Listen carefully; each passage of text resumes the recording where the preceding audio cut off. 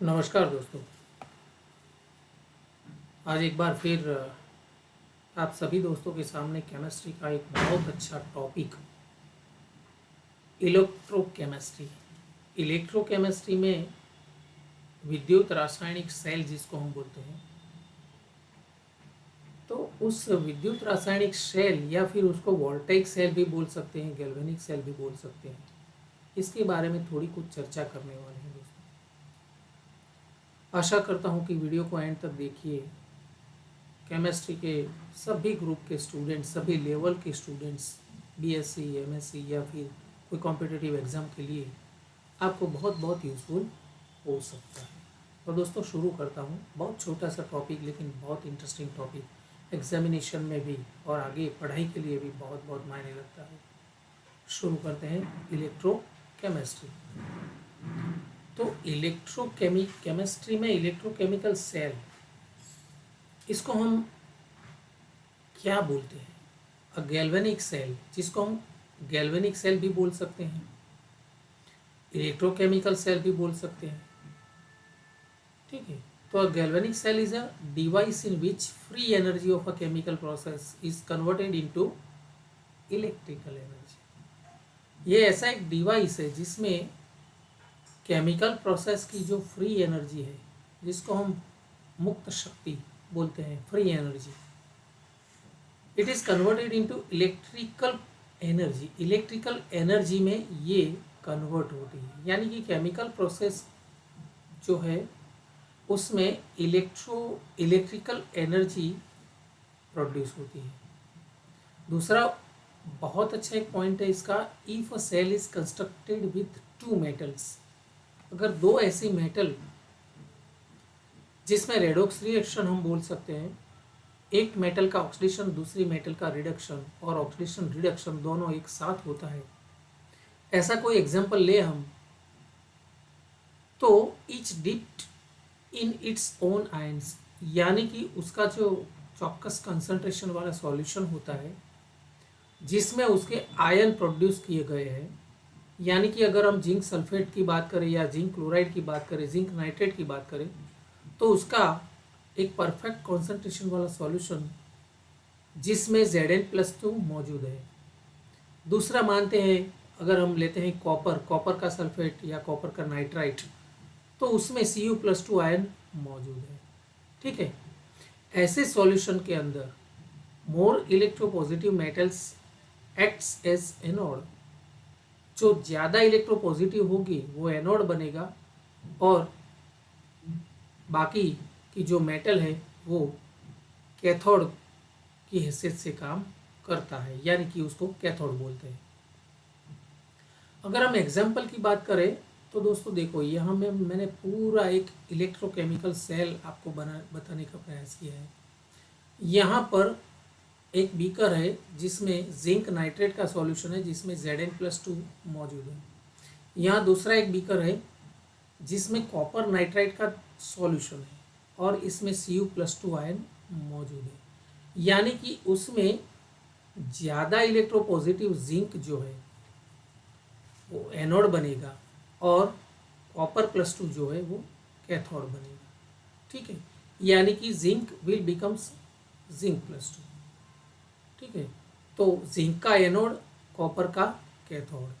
बीच में जो ये रखा है वो सॉल्ट ब्रिज है दोस्तों, और ये वोल्टामीटर, यानी कि ये एनोड और कैथोड को हमने कनेक्ट किया है वोल्टमीटर के जरिए, जिससे हम उसका इलेक्ट्रिक ईएमएफ मेज़र कर सकते हैं। ठीक है।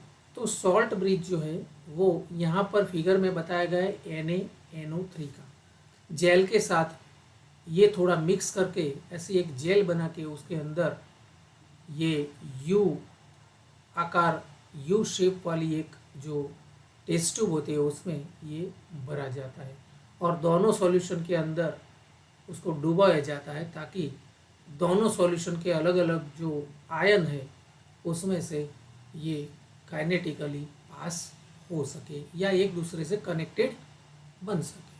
ठीक है। तो ये पूरा इलेक्ट्रोकेमिकल सेल यहाँ बताने का प्रयास किया। अब इसकी केमिकल प्रोसेस हम थोड़ी समझने का प्रयास करते हैं दोस्तों।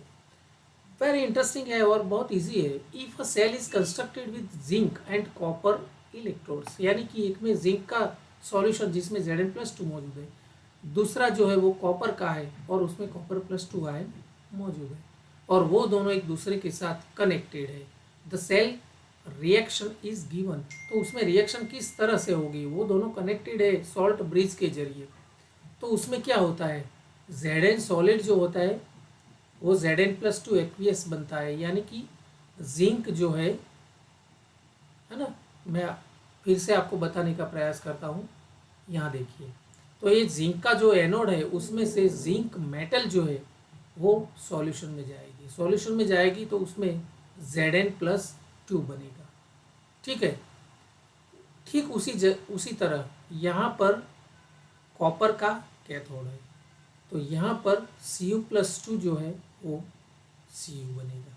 ठीक है, इसी तरह से हम रिएक्शन के जरिए समझने का प्रयास करें तो zinc solid will becomes Zn+2 aqueous solution में जाएगा, और कॉपर+2 का आयन जो है वो कैथोड के ऊपर Cu सॉलिडिफाई होगा। ठीक है, तो इसकी इस तरह से पूरा रिएक्शन जो है उसमें सेल नोटेशन की अगर हम बात करें तो एनोड हाफ सेल जिसको हम बोलते हैं, जिसके ऊपर ऑक्सीडेशन प्रोसेस होती है, Zn विल बिकम Zn+2। ठीक है, तो ये पूरी एनोड हाफ सेल है, जिसमें फिगर में लेफ्ट साइड पूरी प्रैक्टिकली फिगर मैंने बताया उसमें लेफ्ट साइड वाला सेल। दूसरा जो सेल है उसको कैथोड हाफ सेल बोलते हैं, जिसको हम हिंदी में कैथोड अर्ध सेल, जिसमें Cu+2 आयन और Cu+2 में से Cu मेटल बनेगा, वो Cu जो इलेक्ट्रोड था उसके ऊपर जमा होता है। दोस्तों यहाँ पर क्या होता है, तो यहाँ पर देखिए फ्लो ऑफ इलेक्ट्रॉन जो है, यानी कि पूरी जो सर्किट बनी है उसमें इलेक्ट्रॉन का फ्लो अगर हम बात करें तो ये जिंक+2 वाला जो सेल है उससे टू द Cu+2 Cu वाला। ठीक है, यानी कि जिंक से कॉपर तरफ उसका इलेक्ट्रॉन का फ्लो रहता है, सॉल्ट ब्रिज बीच में रखा गया है, तो पूरा जो सेल नोटेशन जो है उसका या फिर सेल की जो रिप्रेजेंटेशन की जो मेथड है इस जरिए हम बताते हैं। लेफ्ट साइड में ऑक्सीडेशन प्रोसेस, राइट साइड में रिडक्शन प्रोसेस। ठीक है, तो इस तरह से हम बताने का प्रयास करते हैं दोस्तों। तो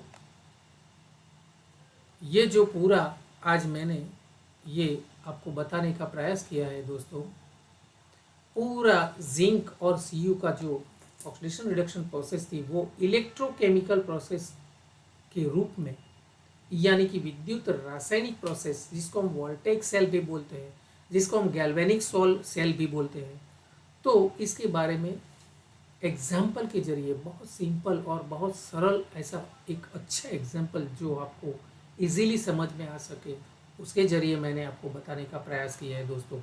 अगर ये वीडियो अच्छा लगा हो तो उसको लाइक करिए दोस्तों। अभी तक आप कोई कमेंट नहीं लिखते तो कमेंट्स में कुछ लिखना रखिए कि आपको क्या चाहिए, कैसा लगता है, किस तरह के वीडियो बनाना चाहिए केमिस्ट्री में, क्योंकि मेरा अगला वीडियो जो आने वाला है बिल्कुल इलेक्ट्रोकेमिस्ट्री में दोनों सेल और उसकी कैलकुलेशन हम किस तरह से करते हैं उसके बारे में नेक्स्ट वीक ये वीडियो आ रहा है। तो दोस्तों आशा करता हूँ वीडियो आपको बहुत अच्छा लगा होगा। अगर लाइक, शेयर और सब्सक्राइब भूल गए हैं तो बहुत जल्दी इसको लाइक करिए, आपके सभी ग्रुप में शेयर करिए और सब्सक्राइब करना मत भूलिए। धन्यवाद, नमस्कार।